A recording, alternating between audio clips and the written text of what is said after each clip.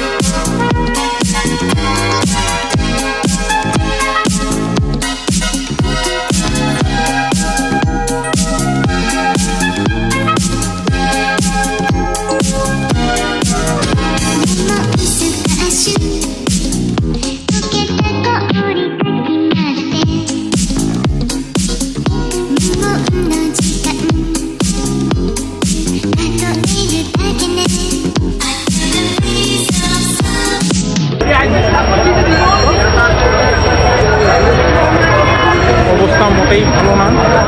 আসছিলাম গরুর হাটে, বিশাল গরু ছাগলের হাটে, আইসা দেখি বলো যারা গরু ব্যস্ত।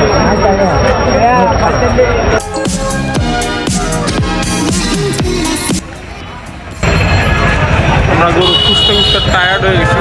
এখন ওই পিছনে চা দোকান আছে, চা খাইতে হবে, এবার আবার শুরু হবে ইনশাআল্লাহ।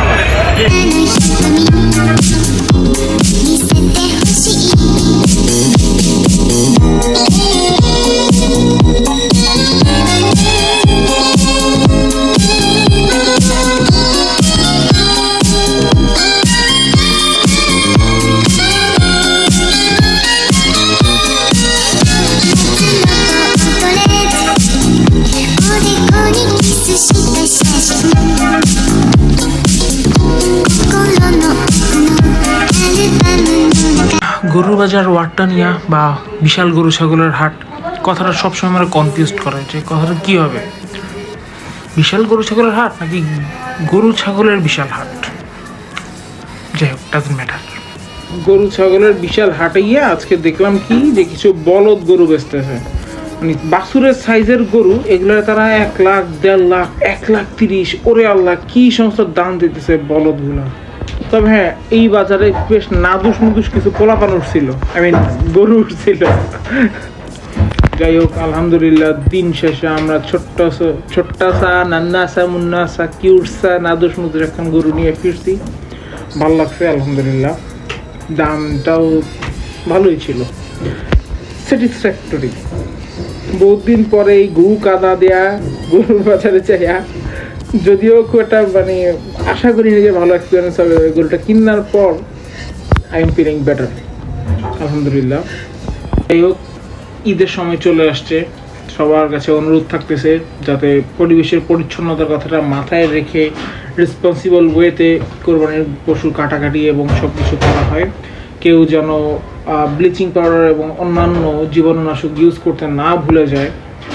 আর কোরবানির পশুর সাথে এমন কিছু যাতে না করা হয় যেটা দ্বারা আল্লাহ অসন্তুষ্ট হবে, কারণ আল্লাহ সন্তুষ্টির জন্য এই প্রাণীটাকে আনা হয়েছে। So we should be respectful to that animal. দাঁত নেই, কথা বলতে খুব কষ্ট হচ্ছে, কথা আটকা যায়। ওকে, দ্যাটস ইট ফর টুডে। আমার দাঁড়িয়ে দেখতে ভালোই লাগছে। ঈদ মোবারক।